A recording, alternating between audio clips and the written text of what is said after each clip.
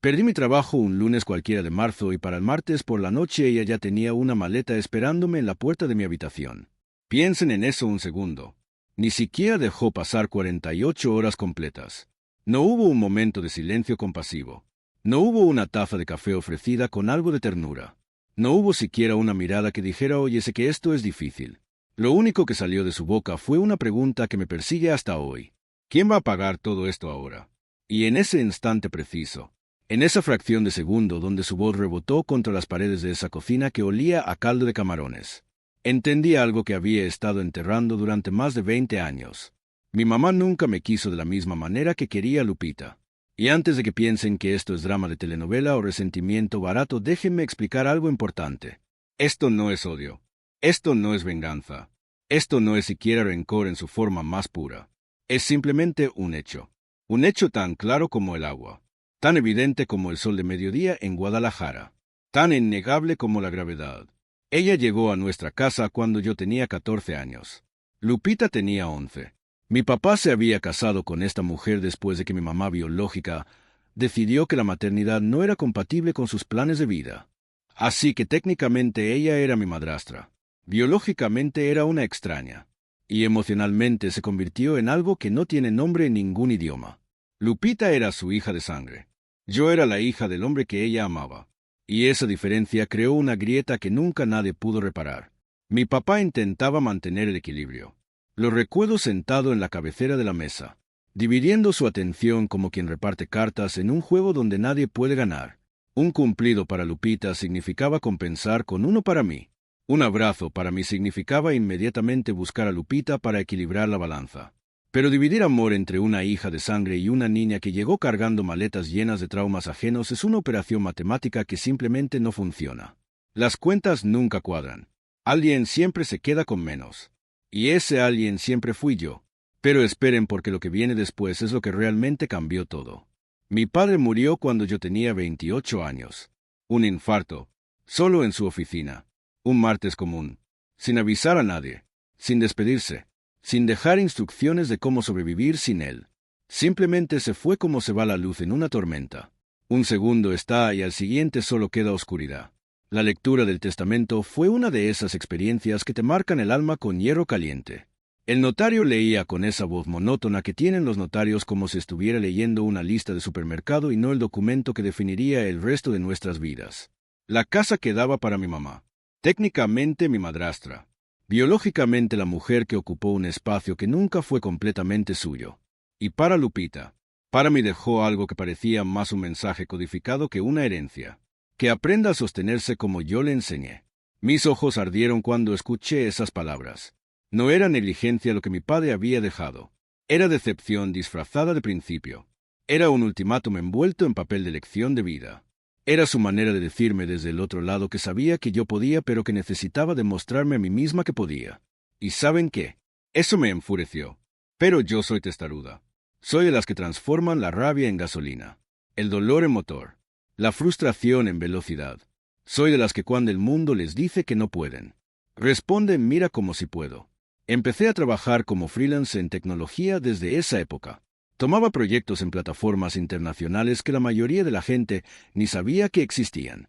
Clientes de Estados Unidos, de Alemania, de Japón, de lugares que ni podía señalar en un mapa pero que pagaban en dólares.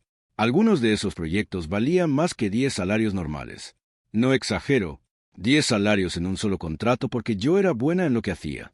No buena, muy buena, extraordinariamente buena si me permiten la inmodestia. Y mientras tanto, mientras construía esta carrera invisible que nadie en mi casa valoraba, pagaba la universidad privada de Lupita, mantenía el carro que mi padre había dejado, contribuía con cuentas que técnicamente no eran mi responsabilidad, compraba las medicinas de mi mamá, pagaba el gas, pagaba el agua, pagaba la luz de una casa donde mi habitación era la más pequeña y la más fría. Estás tan ausente, decía mi mamá con ese tono que solo las madrastras mexicanas perfeccionan. Siempre viajando los fines de semana. Parece que ya no quieres estar cerca de nosotras. Los fines de semana yo efectivamente viajaba. Pero no iba a donde ella imaginaba. No iba a fiestas. No iba con novios secretos. No iba a desperdiciar dinero en cosas frívolas. Hacía algo que nadie en este mundo sabía. Y lo que hice es probablemente la parte más loca de toda esta historia. Hace 7 años, en completo silencio, sin contarle a una sola alma viviente, compré un penthouse en una de las mejores zonas de la ciudad, mucho mejor que el barrio donde vivíamos, con mis ahorros, con mi sudor, con las madrugadas que pasé programando mientras el resto del mundo dormía, con los fines de semana que sacrifiqué, con los cumpleaños que celebré sola, con las lágrimas que convertí en líneas de código. No era enorme, era minimalista en realidad. 2 habitaciones, paredes blancas, una vista panorámica de vídeo que daba hacia el horizonte infinito de la ciudad, un lugar donde el ruido del mundo no llegaba, un lugar que era completamente, absolutamente, inequívocamente mío, un lugar donde no había fantasmas de mi papá, donde no existía la presencia asfixiante de mi mamá, donde no necesitaba justificar mis decisiones a nadie, donde no tenía que demostrar nada a nadie, donde podía simplemente existir. Los fines de semana los pasaba allá. Leía libros que nadie me cuestionaba. Veía series hasta las 3 de la madrugada sin tener que ser silenciosa. Cocinaba recetas elaboradas para una sola persona, para mí misma. Y esto va a sonar extraño, pero es la verdad más pura que puedo ofrecer. Bailaba desnuda en mi sala sin que nadie tocara la puerta preguntando si estaba bien. Era un privilegio pequeño, casi insignificante si lo miras desde afuera. Pero para alguien que nunca tuvo un espacio verdaderamente propio era todo. Era absolutamente todo. Ahora regresemos a ese martes que lo cambió todo. La empresa me llamó por videoconferencia. El tono fue profesional, frío, eficiente. Reestructuración le llaman. Lamentablemente tus horas ya no encajan con la nueva dirección del proyecto. Vamos a intentar ubicarte en otro departamento, pero por ahora no hay posiciones disponibles. Que es la forma corporativa elegante de decir ya no te necesitamos. Se sentía como ser despedida mientras todavía estaban hablando. Como si tu existencia profesional se evaporara en tiempo real mientras alguien leía un guión que Recursos Humanos había aprobado. Apagué la cámara, apagué la computadora, y me quedé mirando la pared de mi habitación durante 2 horas completas intentando recordar cómo se respira normalmente. 2 horas. 120 minutos de una mujer sentada en una cama mirando una pared blanca pensando en absolutamente todo y absolutamente nada al mismo tiempo. Cuando finalmente bajé a cenar, mi mamá ya había preparado algo. Caldo de camarones con pan tostado. El olor llenaba la cocina de una forma que en otro momento hubiera sido reconfortante, pero que ahora se sentía como una burla. Lupita estaba sentada en su lugar de siempre haciendo scroll infinito en su teléfono. Nadie levantó la vista cuando entré. Nadie dijo hola. Nadie preguntó cómo estuvo tu día. Nadie notó que mis ojos estaban rojos. Nadie se dio cuenta de que acababa de perder la única cosa que me hacía sentir valiosa en esa casa. No fue hasta que me serví un plato que mi mamá habló. Valeria, necesitamos hablar. ¿Conocen ese tono, verdad? Ese tono que usan las personas cuando van a decir algo que ya ensayaron frente al espejo. Algo que ya masticaron durante horas. Algo que ya decidieron antes de que tú tuvieras oportunidad de defenderte. Perdí mi trabajo hoy, solté de golpe. Pensé que la palabra trabajo reverberaría en la sala, que el peso de esa confesión haría que alguien reaccionara, que habría un momento de silencio compasivo. Pero no. Mi mamá apenas parpadeó y continuó como si yo hubiera dicho que se acabó la leche. Perfecto timing entonces, porque justamente necesitamos conversar sobre dinero. Mi estómago se hundió hasta el centro de la tierra. Lo que siguió fue una explicación detallada entregada con una frialdad que aún me produce escalofríos cuando la recuerdo. La casa tenía deudas. Las cuentas se estaban acumulando como montañas de papel. Lupita aún tenía 2 años de universidad. Los impuestos prediales estaban atrasados. El seguro médico había subido. Ella me había cuidado después de la muerte de mi papá. Y eso, según ella, creaba obligaciones. Obligaciones. Como si el amor fuera un contrato. Como si la familia fuera una transacción. Como si criarme hubiera sido una inversión, y ahora esperaba los dividendos. Mientras ella hablaba y hablaba y hablaba, noté algo curioso. Había un vaso de agua en el centro de la mesa, y en la superficie de ese vaso mi reflejo se veía pálido, transparente, como si estuviera desapareciendo en tiempo real. ¿Quién va a pagar todo esto ahora?, preguntó finalmente. Y repito, no era una pregunta, era una acusación, era un veredicto, era una sentencia pronunciada por alguien que ya había decidido que yo era culpable. Lupita me miró desde el otro lado de la mesa, con algo entre pena y alivio. Pena porque sabía que lo que estaba pasando era injusto. Alivio porque no era ella la que estaba en la mira. Mi mamá se levantó de la mesa y salió de la sala sin decir otra palabra. Media hora después tocó mi puerta, y lo que vi me dejó sin aire. Traía una maleta vieja, una maleta de ruedas que había pertenecido a mi padre, la misma que él había comprado en aquel viaje a Cancún, la misma que guardaba en el closet del pasillo, la misma que olía a sus camisas. Estaba pesada, estaba lista. Alguien la había empacado antes de que esta conversación siquiera comenzara. ¿Entienden lo que eso significa, verdad? Significa que esto no fue una reacción impulsiva. Significa que ella había planeado esto. Significa que mientras yo estaba arriba llorando por mi trabajo perdido, ella estaba abajo metiendo mi ropa en una maleta. Creo que es hora de que entiendas que no puedes esperar que otros paguen tus cuentas, dijo con la mano aún apoyada en la manija de la puerta. Y entonces vino la frase que me heló la sangre. Si viajas tanto los fines de semana, estoy segura de que tienes un lugar a donde ir. Mi mundo se detuvo. Ella sabía. No sabía exactamente, pero sabía lo suficiente. Sabía de un modo que solo alguien que había estado investigando, observando, anotando, siguiendo pistas, revisando mi correspondencia, checando mis movimientos. Podría saber. Vi una factura de condominio que llegó a tu nombre hace meses, dijo con la calma escalofriante de alguien que finalmente logra jaque mate. Siempre me pregunté a dónde ibas, pero ahora ya no importa. Tienes un lugar. Vete allá. La puerta se cerró detrás de ella como un punto final en una oración que llevaba años escribiéndose. Me quedé de pie mirando la maleta. Mi maleta, mi vida entera dividida y comprimida en un recipiente de plástico barato que mi padre había comprado por 200 pesos en un aeropuerto. Las lágrimas vinieron, calientes, furiosas, abundantes, pero completamente silenciosas, porque incluso en mi peor momento no le iba a dar la satisfacción de escucharme quebrar. Mi refugio había sido descubierto. Mi secreto tenía fecha de vencimiento. Y por primera vez en 7 años estaba completa y absolutamente sola.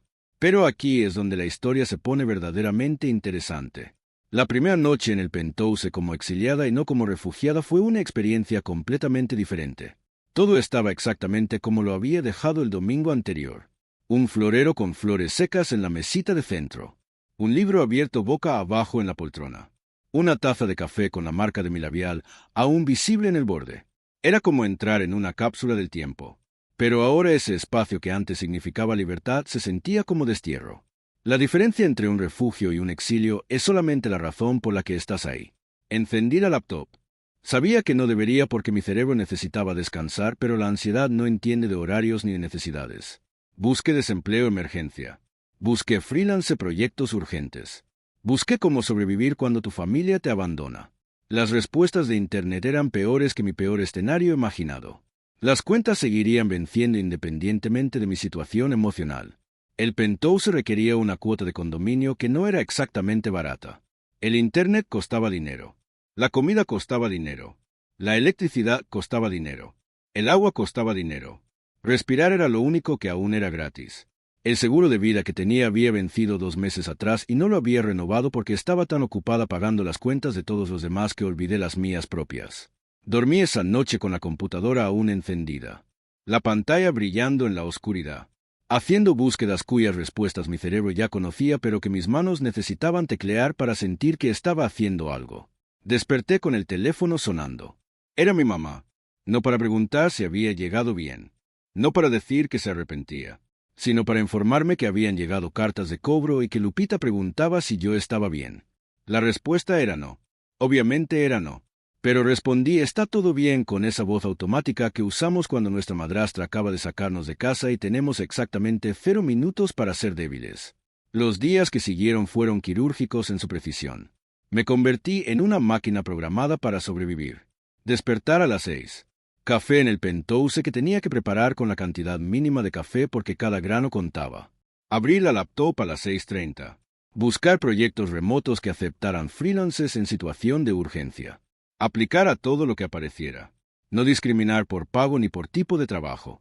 Hay algo que aprendí en esos días que nadie te enseña en ninguna universidad. Siempre hay alguien desesperado por contratar a alguien desesperado. Es un mercado brutalmente honesto de esa forma. La desesperación se reconoce entre sí, se encuentra, se negocia, y a veces produce resultados sorprendentes. Conseguí mi primer proyecto un miércoles. No pagaba bien. Pagaba lo suficiente para comer esa semana. Conseguí un segundo cliente el lunes siguiente, y un tercero el miércoles después de ese. Eran tareas menores, proyectos fragmentados, el tipo de trabajo que antes hubiera rechazado porque pagaban poco, porque eran aburridos, porque no estaban a mi nivel, porque desmerecer mi experiencia. Ahora todo ese desmerecimiento era un lujo que simplemente no podía permitirme. Me sentaba en el sofá de mi penthouse, ese sofá que había costado una pequeña fortuna, que había comprado porque me gustaba el cuero genuino, porque merecía algo bonito después de años de merecer nada. Y trabajaba, código HTML, backend, bases de datos, integración de APIs, documentación técnica, presentaciones corporativas, todo lo que fuera rápido, todo lo que no requiriera pensamiento profundo, todo lo que pagara la siguiente semana. La comida se convirtió en el mayor desafío. Compré arroz, frijoles, cebolla, huevos, tortillas, comida de pobre rico le llamo. Esa comida que comes y sientes que te estás castigando a ti misma mientras te alimentas. Esa que masticas pensando en los restaurantes a los que solías ir. Esa que tragas recordando que alguna vez pudiste elegir qué cenar. Hice una lista detallada de cuánto gastaba por día, cuánto podía gastar por día, y cuánto necesitaba ahorrar por día. Dividí el mes en 30 cuadros. Asigné un presupuesto a cada uno, y transformé lo que antes era abundancia en una abstinencia calculada. Mi teléfono empezó a sonar cada vez menos. Lupita dejó de enviar mensajes después de la primera semana. Mi mamá envió una notificación breve y helada de que había cambiado las cerraduras de la casa. No podía entrar ni siquiera a recoger mis cosas personales.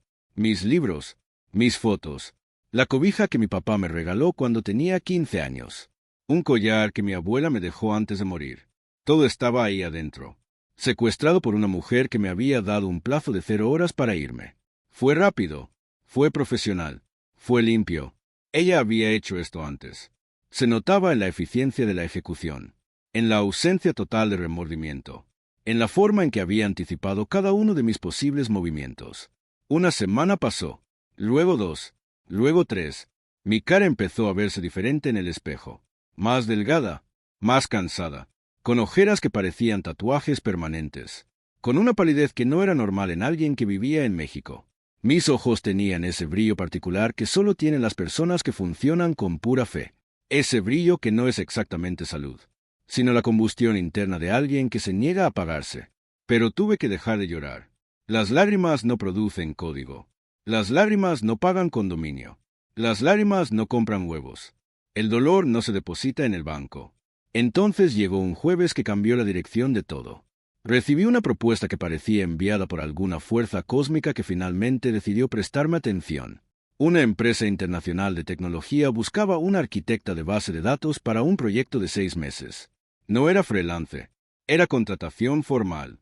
Tenía beneficios, tenía estabilidad, tenía salvación escrita en cada línea de la descripción del puesto.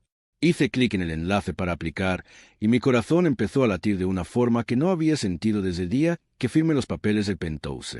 Esa mezcla de terror y esperanza que solo aparece cuando sabes que estás a un paso de que todo cambie.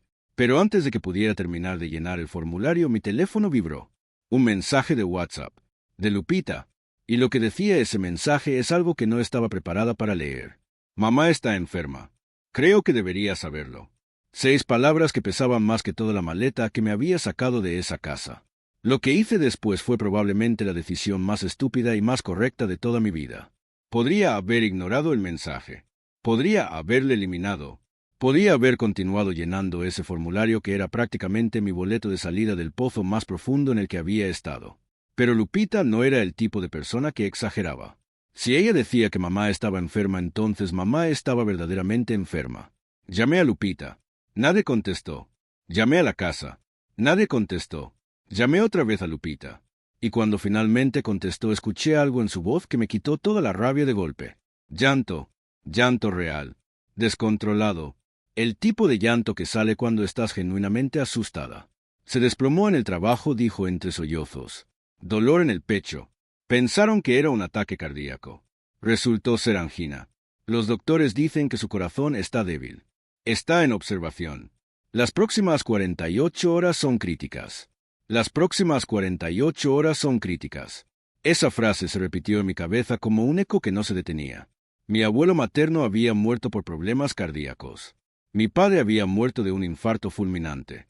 Yo cargaba esa predisposición genética al desastre cardiovascular como una herencia maldita. Y ahora la mujer que me había sacado de su casa estaba teniendo la vista previa de exactamente lo mismo. Agarré las llaves del carro que técnicamente aún estaba a mi nombre. Ni siquiera pensé en la gasolina que no podía gastar, ni en el tiempo que perdería, ni en el formulario que quedaba a medio llenar en la pantalla de mi computadora. Solo manejé. Manejé con las manos temblando en el volante, con el estómago vacío porque no había desayunado, con la mente dividida entre la furia y el terror. El hospital era demasiado blanco, demasiado frío, demasiado silencioso de esa forma particular que solo los hospitales logran. Ese silencio que no es paz sino la ausencia de esperanza. Mi mamá estaba en una cama conectada a máquinas que hacían sonidos rítmicos y perturbadores. Tenía el color de alguien que había mirado al otro lado de la vida y regresó confundida sobre por qué la dejaron volver. Lupita me abrazó cuando entré a la habitación. Un abrazo largo, desesperado, el tipo de abrazo que dice por favor no me dejes sola con esto. Yo permanecí inmóvil. No sabía qué sentir. La mujer que me había expulsado de su casa hacía apenas semanas estaba ahora vulnerable de una forma que hacía completamente imposible mantener la rabia encendida. Valeria, dijo mi mamá con una voz que apenas era un susurro. ¿Viniste? Claro que vine, mentí. Como si fuera obvio. Como si no hubiera dudado. Como si no hubiera tenido que luchar contra cada célula de mi cuerpo que me gritaba que no le debía nada. Pasé esa noche en el hospital. Y la siguiente. Y la siguiente. 3 noches durmiendo en una silla de plástico tan incómoda que debería ser considerada un instrumento de tortura. Comprando café malo en la cafetería del hospital. Ese café que sabe a agua sucia con aspiraciones de cafeína. Escuchando el bip constante de las máquinas. Contando los segundos entre cada sonido. Asegurándome de que seguían sonando. De que no se detenían. Miraba a esa mujer que me había criado. Que también había perdido a alguien. Que también estaba sola de una forma que solo ahora yo podía comprender en toda su dimensión. El tercer día los doctores dieron noticias que permitían respirar. Iba a mejorar. Había sido una advertencia seria. Necesitaba cambiar radicalmente su estilo de vida. Menos estrés, más medicamentos, más cuidado, más todo lo que ella había ignorado durante años. Cuando los doctores se fueron, ella pidió hablar conmigo a solas. Lupita salió de la habitación y cerró la puerta. Y lo que mi mamá me dijo en los siguientes minutos es algo que nunca voy a olvidar mientras tenga memoria. Fui muy dura contigo, dijo. Y las lágrimas empezaron a caer de sus ojos de una forma completamente diferente a como lloraba mi padre. Las lágrimas de mi papá eran silenciosas y breves. Las de ella eran amargas, pesadas. Eran las lágrimas de alguien que finalmente tiene conciencia de su propio tamaño diminuto en el universo. No respondí. No podía. Mi garganta se había cerrado como si alguien hubiera puesto un candado por dentro. Tu papá, comenzó ella y respiró profundamente como si estuviera a punto de confesar un crimen que había ocultado durante décadas. Tu papá nunca realmente me amó. Yo lo sabía desde el principio, pero me casé con él porque pensé que el amor llegaría después, que la costumbre se convertiría en cariño, que el tiempo haría su magia. Pero nunca llegó. Lupita siempre fue suficiente para él porque era mi hija y eso me daba algo de valor en sus ojos. Pero tú eras suya de un modo que yo nunca podría competir. Tú eras su sangre, su reflejo, su continuación en este mundo. Y yo no era nada más que una intrusa que ocupaba el lugar de otra mujer. Mis ojos ardían tanto que pensé que iban a incendiarse. Cuando él murió, dijo ella con la voz quebrándose, fue como si tú hubieras ganado algo que yo nunca pude tener. Su amor incondicional, su recuerdo, su herencia emocional. Y yo no podía lidiar con eso. Así que creé razones para estar furiosa contigo. Creé motivos para convencerme de que no merecías. Inventé justificaciones para tratarte peor. Porque si no merecías nada, entonces no era tan dolorosamente obvio que él te había elegido a ti sobre mí. Toda la vida. Ella respiraba con dificultad. Las máquinas empezaron a acelerar sus bips. Una enfermera se asomó por la ventanilla de la puerta, pero no entró. Cuando vi la factura del condominio, dijo con los ojos cerrados. Sentí alivio. La palabra me golpeó como un puñetazo. Alivio, porque significaba que tenías un lugar al que ir donde yo no podía alcanzarte. Un lugar que era solo tuyo. Un espacio que habías construido sin mi ayuda, sin mi permiso, sin mi aprobación. Y eso significaba que mi fracaso como madre no te había destruido completamente. Significaba que a pesar de todo lo que hice, Sobreviviste. Y no solo sobreviviste, sino que prosperaste en secreto. Mamá, empecé a decir. No me interrumpió con una fuerza en la voz que la asustó incluso a ella misma. Escúchame, porque no sé si tendré el valor de decir esto otra vez. Quería que me odiaras. Quería que sintieras lo que yo sentía cada día. Esa sensación de no ser suficiente. De ser la segunda opción. De existir en un espacio que nunca fue diseñado para ti. Pero mirándote aquí. 3 noches durmiendo en una silla de hospital.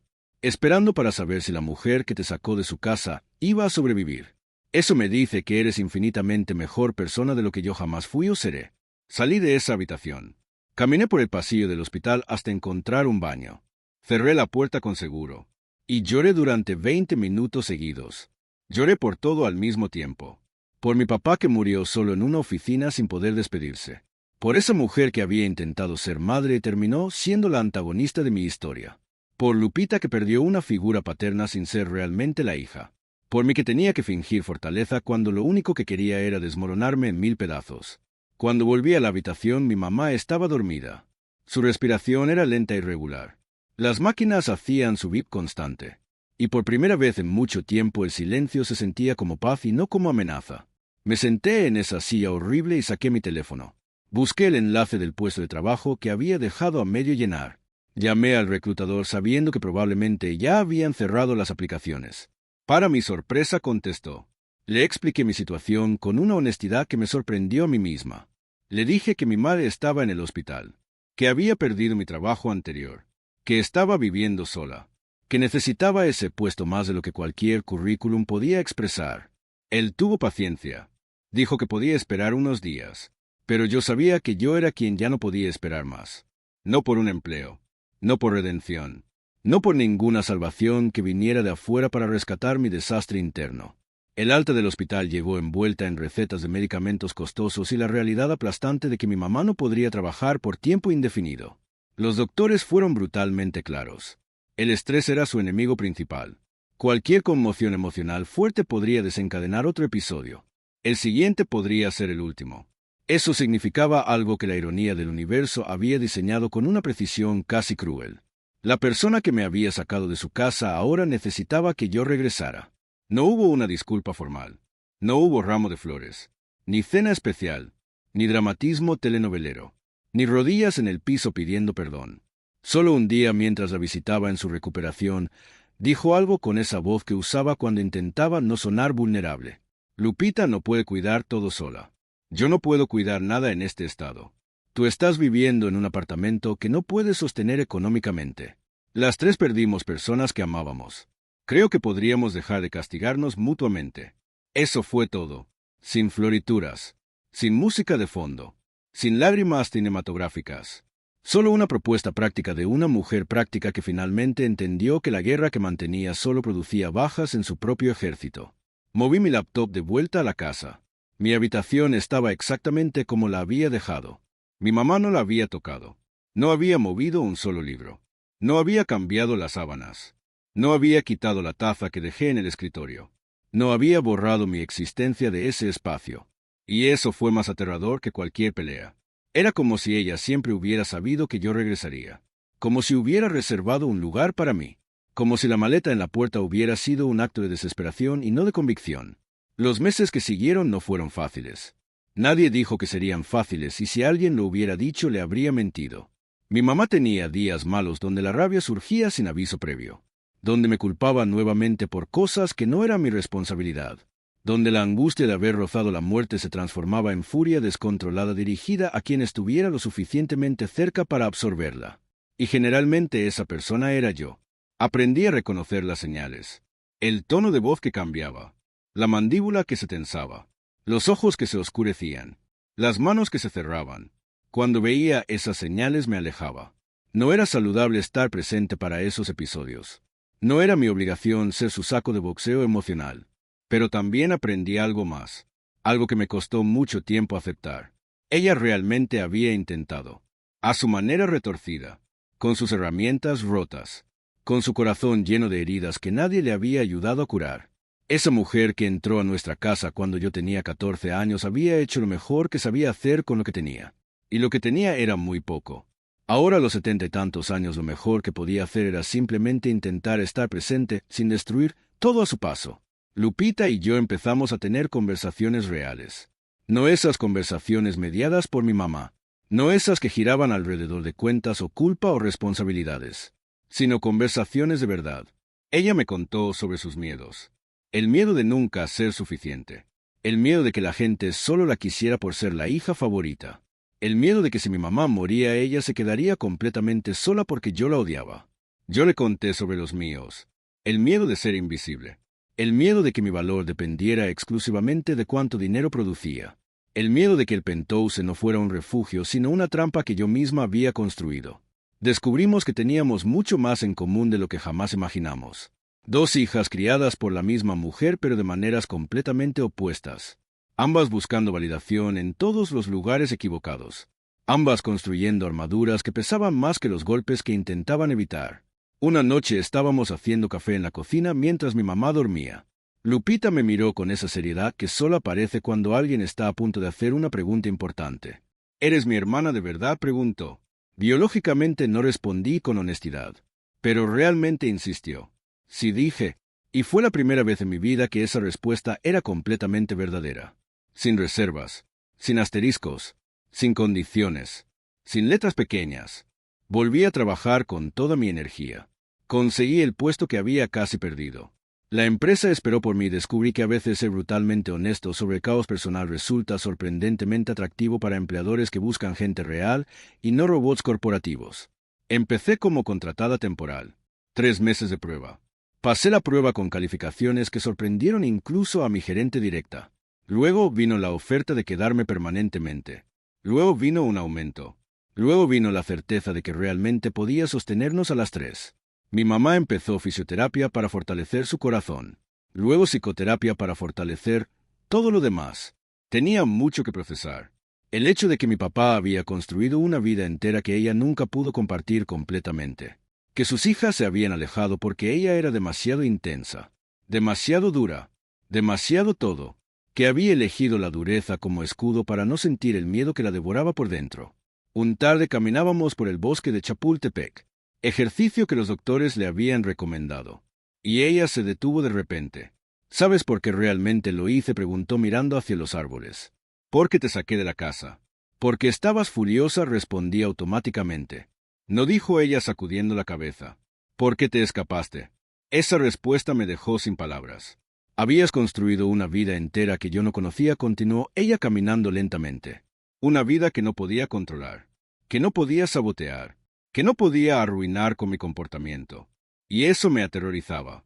Saber que alguien a quien crié, o que al menos ayudé a criar, tenía tanto miedo de mí que necesitaba un lugar secreto solo para poder respirar tranquila. Eso me destruyó por dentro. Caminamos en silencio durante varios minutos. Solo el sonido de nuestros pasos sobre las hojas secas y el murmullo lejano de la ciudad. Debería haber preguntado cuando descubrí lo del penthouse, dijo finalmente. Debería haber preguntado por qué lo necesitabas. Debería haber escuchado tu respuesta. Debería haber intentado entender. Pero en lugar de eso creé una razón para estar furiosa. Inventé motivos para justificar sacarte. Porque estar furiosa es infinitamente más fácil que estar asustada. Agarré su mano. No lo había hecho en años. Quizás en más de una década. Mi mano era más grande que la suya ahora. Sus dedos eran frágiles. Su piel era delgada como papel. Ella apretó de vuelta con una fuerza que no esperaba. Y ambas entendimos sin necesidad de palabras que ese momento era lo más cercano a una disculpa completa y una aceptación total que tendríamos. No era perfecto. No era cinematográfico. No era el final de película que Hollywood vendería. Pero era real. Y a veces real es suficiente. Ese mes tomé una decisión que me dolió en lo más profundo. Decidí vender el penthouse. Ese lugar había sido mi salvación, mi resistencia, mi refugio contra el mundo. El único espacio en el universo que era completamente mío. Pero también se había convertido en una prisión. Un lugar que mantenía no por amor sino por miedo. Miedo de lo que pasaría si no tenía un plan de escape. Miedo de necesitar huir otra vez. Miedo de que la siguiente maleta en la puerta viniera sin aviso. La venta generó lo suficiente para transformar las cosas. Lo suficiente para pagar las deudas de la casa. Lo suficiente para asegurar que mi mamá tuviera atención médica digna. Lo suficiente para que las tres pudiéramos vivir en un lugar que no estuviera cayéndose a pedazos. Un lugar que era de ella pero que también era mío. Un lugar donde no necesitaba mantener un secreto para sentirme segura. Hay narrativas muy bonitas sobre perdón. Son esas que te dicen que una vez que perdonas todo cambia mágicamente. El dolor desaparece. Te conviertes en una versión mejorada e iluminada de ti misma. Los pájaros cantan. El sol brilla. Y todo el sufrimiento anterior se justifica retroactivamente. Esas historias mienten descaradamente. El perdón real es lento. Es sucio. Es contradictorio. Es despertarte un día cualquiera y darte cuenta de que no pensaste en tu mamá como la villana durante el desayuno. Y luego detenerte a analizar ese pensamiento 3 veces. Porque parece una victoria tan microscópica que cuestiona si realmente vale la pena celebrarla. Mi mamá siguió teniendo días malos. Días donde su primera reacción ante cualquier situación era levantar muros, ponerse a la defensiva, atacar antes de ser atacada. Y yo seguí teniendo días donde mi instinto era retirarme, desaparecer, buscar un refugio donde nadie pudiera encontrarme, porque me habían entrenado durante años para creer que la distancia era la única forma de protección. Pero ahora la diferencia fundamental era que podíamos hablar sobre eso. Podíamos sentarnos en la mesa de la cocina con un café, mirarnos a los ojos, y decir eso que me dijiste me lastimó, sin que nadie se desmoronara completamente, sin que hubiera maletas empacadas como respuesta, sin que el mundo se acabara por nombrar el dolor. El trabajo remoto que había conseguido se estabilizó con el tiempo. Se volvió cómodo. Se volvió parte de mi identidad. Se volvió eso que no imaginas perder porque ya está tejido en la tela de tu vida diaria. Mi gerente dijo una vez durante una evaluación de desempeño que mi mayor fortaleza era que entendía la presión, que no entraba en pánico cuando las cosas parecían imposibles, que mantenía la calma cuando todos los demás perdían la suya, que encontraba soluciones donde otros solo veían problemas.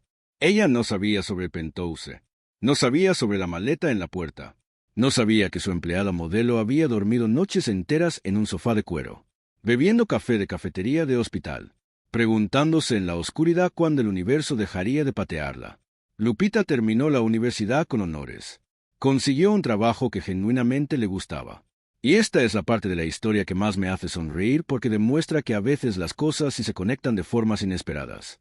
Se mudó, agarró sus cosas, agarró sus ahorros, agarró su valentía con las 2 manos, y se fue a vivir en un apartamento diminuto con 2 amigas. Porque dijo que necesitaba aprender a sostenerse sola. Tú me enseñaste eso, me dijo mientras empacaba sus cosas en cajas. No enseñé nada, protesté sinceramente. Me enseñaste que es posible estar completamente aterrorizada y aún así hacer lo correcto, respondió ella sin detenerse. No tenías que volver a esta casa. Podías haberla dejado arreglársela sola. Podías haber seguido con tu vida sin mirar atrás. Ella es tu mamá, dije. También es la tuya, respondió Lupita con una suavidad que me desarmó. Y la mamá de ella también fue hija de alguien que probablemente la lastimó de formas que nunca sabremos. Rompiste el ciclo, Valeria. Fuiste lo suficientemente fuerte para ser amable con la persona que fue cruel contigo. Y eso es lo más valiente que he visto hacer a alguien. Mi habitación quedó vacía también porque yo también me mudé eventualmente. Agarré mi dinero. Agarré mi independencia recién recuperada. Y alquilé un apartamento que contenía todo lo que el penthouse representaba, pero de una forma diferente. Es más pequeño, más humilde, más honesto. Las paredes no son blancas impolutes como las de penthouse. Son beige cálido. Tiene estantes llenos de libros que realmente he leído. Tiene cuadros que pinté yo misma en tardes de domingo. Tiene plantas que cuido con la misma dedicación que le pongo al código. Tiene un espacio que es completamente mío sin necesidad de ser un secreto vergonzoso. Visito la casa de mi mamá los domingos. Llego temprano. Preparo el desayuno. Ayudo a Lupita cuando lo necesita. Reviso que las medicinas estén en orden. Y mi mamá viene a mi apartamento de vez en cuando. Se sienta en mi sofá que es viejo y cómodo y no cuesta una fortuna. Toma el té que yo preparo. No café de cafetería de hospital, sino té de verdad con jengibre y miel. Y me mira con algo que parece arrepentimiento, pero que ambas intentamos transformar lentamente en algo que se parezca más al cuidado. Lo que absolutamente nadie te dice sobre la supervivencia es que no es un momento único y glorioso de victoria. No hay una escena final con música épica donde levantas el puño al cielo. Es una serie interminable de pequeñas elecciones cotidianas. Despertarte y decidir que vas a trabajar aunque tu cuerpo pida quedarse en la cama. Decidir que vas a pagar tus cuentas aunque el dinero apenas alcance. Decidir que vas a cuidar a alguien que te lastimó profundamente porque nadie merece estar completamente solo. Decidir que vas a perdonar, no porque esa persona se lo mereciera, sino porque tú merecías estar libre de la rabia que te mantenía encadenada a un pasado que ya no podías cambiar. Recibí una promoción el mes pasado. Más dinero, más responsabilidad, más reconocimiento. Y por primera vez en mucho tiempo no pensé en tomar ese dinero extra y construir otro refugio secreto en algún lugar donde nadie pudiera encontrarme. En lugar de eso, pensé en cómo podría ayudar a Lupita con sus estudios de posgrado. En cómo podría pagar a alguien que cuidara a mi mamá 2 veces por semana para que pudiera descansar de verdad. En cómo podría finalmente respirar tranquila sin estar permanentemente lista para huir. Esa maleta vieja que mi papá compró en Cancún la tengo guardada en un armario. No cargo trauma con ella. Cargo solo el objeto. Tela, ruedas, cremallera, una cosa completamente ordinaria que alguna vez pareció ser el símbolo máximo de mi desastre personal. Ahora es solo una maleta. Desperté un sábado por la mañana. El tipo de sábado donde no hay nadie esperándote. Sin videoconferencias agendadas. Sin código para debuguear. Sin emergencias familiares. Sin crisis existenciales programadas. Era un sábado que era simplemente un sábado. Algo que parece tan simple pero que cuando has vivido lo que yo viví se siente como un milagro. Agarré mi teléfono sin intención de hacer nada específico. Solo ese scrolleo automático de redes sociales que hacemos las personas normales en sus mañanas tranquilas. Y recibí un mensaje de mi mamá. No era sobre dinero. No era sobre cuentas pendientes. No era sobre responsabilidades. No era sobre culpa. No era sobre nada que me hiciera tensar los hombros. Era una foto. Ella y Lupita en el parque de Xochimilco. Las dos sonriendo. Y no esa sonrisa falsa que ponemos cuando alguien saca una cámara. No la sonrisa de estoy fingiendo estar bien para que no se preocupen. Sino esa sonrisa genuina que aparece naturalmente cuando por un instante te olvidas de que tienes razones para estar triste. La leyenda del mensaje decía algo simple. Día de mamá e hija. Debiste haber venido. Hice algo que la Valeria de hace 2 años jamás hubiera hecho. Llamé un Uber. Pasé por la panadería favorita de mi mamá. Compré conchas y cuernos y esas donas glaseadas que a Lupita le encantan. Y fui a su casa. Lupita ya estaba allá cuando llegué. Cuando toqué el timbre mi mamá abrió la puerta. No hubo un rito de bienvenida formal. No hubo un discurso. No hubo abrazos dramáticos. Solo esa expresión de sorpresa genuina que significa que realmente no te esperaba. Ese brillo en los ojos que aparece cuando la vida te da algo que no pediste pero que necesitabas profundamente. Pasamos la mañana juntas. Las 3 en esa cocina que había sido escenario de tantas guerras ahora convertida en un espacio de paz imperfecta. Hicimos café de verdad. No el de cafetería. No el instantáneo. Sino ese café molido que hierves lentamente y que llena toda la casa de un aroma que se parece mucho a lo que imagino que se siente un hogar. Mi mamá contó historias que nunca había escuchado. Sobre cuando era joven y soñaba con ser maestra. Sobre cuando era más brava de lo que cualquiera pudiera imaginar. Sobre cuándo aún tenía esperanza de que la vida sería diferente a como resultó. Lupita bromeó conmigo sobre una cliente particularmente difícil que tiene en el trabajo. Y yo simplemente me reí. Y estuve presente. Y no necesité estar en ningún otro lugar del mundo. Ese día mi mamá se disculpó otra vez. No porque alguien la forzara. No porque una terapeuta le hubiera dado una tarea. No porque fuera parte de un proceso de sanación programado. Solo porque finalmente entendía con total claridad lo que había hecho. No merecías eso, Valeria dijo mirándome a los ojos. Ningún niño, ningún joven, ninguna persona en este mundo merece ser sacada de su casa de la forma en que yo te saqué. No merecías mi rabia. No merecías mi crueldad. No merecías cargar con un dolor que era mío y que yo decidí transferirte. Estaba intentando sentirme poderosa controlando a la única persona que nunca pude controlar. Y creí que lastimarte me haría sentir mejor. No lo hizo. Solo me convirtió en una mujer que casi se muere sin haber arreglado absolutamente nada. La abracé. Y esa vez no fue necesario decir una sola palabra porque ella ya había dicho todo lo que necesitaba decir y yo ya había escuchado todo lo que necesitaba escuchar. Cuando salí de su casa ese día hice algo que no tenía planeado. Manejé hasta la zona donde el penthouse solía estar. Era un condominio bonito. Seguía siendo bonito. Pero ahora había familias viviendo ahí. Niños corriendo por los pasillos. Gente usando la piscina para divertirse sin cargar dramas existenciales. Parejas paseando perros. Vida normal fluyendo por cada rincón. El lugar seguía existiendo perfectamente bien sin mí.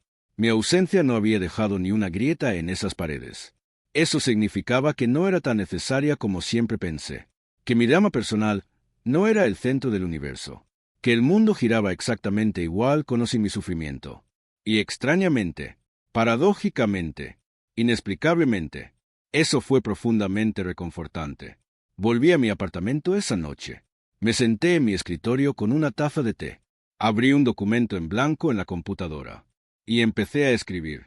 Sobre todo, sobre la maleta, sobre la madrastra que no era exactamente una madrastra, sobre mi papá que murió solo en una oficina, sobre la culpa que cargué durante años como una mochila invisible, sobre la supervivencia que no se parece en nada como la pintan en las películas, sobre esa noche cuando todo se derrumbó y creí con absoluta convicción que nunca podría reconstruir nada.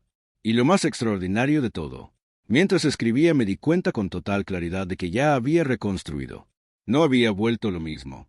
No había reparado lo que estaba roto. Había construido algo completamente diferente. Algo mejor. No porque fuera más grande o más lujoso o más impresionante, sino porque tenía aire para respirar adentro. Mi mamá falleció 3 años después de aquella madrugada en el hospital. No murió por problemas del corazón. Después del susto del hospital fue increíblemente disciplinada con sus medicamentos, con su dieta, con su ejercicio, con sus citas médicas. Lo que la llevó fue cáncer. Apareció de forma silenciosa como aparecen las cosas verdaderamente devastadoras. Sin ruido, sin advertencia, sin darle tiempo a nadie para prepararse. En el hospital durante los últimos días pidió hablar conmigo a solas una vez más. Su voz era apenas un hilo, pero sus ojos estaban claros, más claros de lo que los había visto en años. Estoy arrepentida de tantas cosas, dijo con cada palabra costándole un esfuerzo visible. Lo se respondí apretando su mano.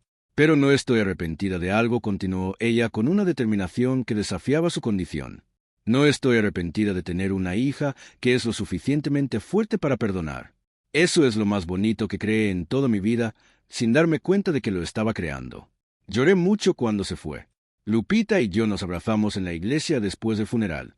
Un abrazo largo y silencioso donde las dos nos dimos cuenta simultáneamente de que a pesar de todo, a pesar de las peleas, a pesar de las maletas en las puertas, a pesar de los secretos, a pesar de las heridas, esa mujer había sido nuestra mamá, de un modo que nunca fue perfectamente bueno, de un modo que dejó cicatrices que probablemente nunca desaparecerán del todo, pero de un modo que al final fue sincero.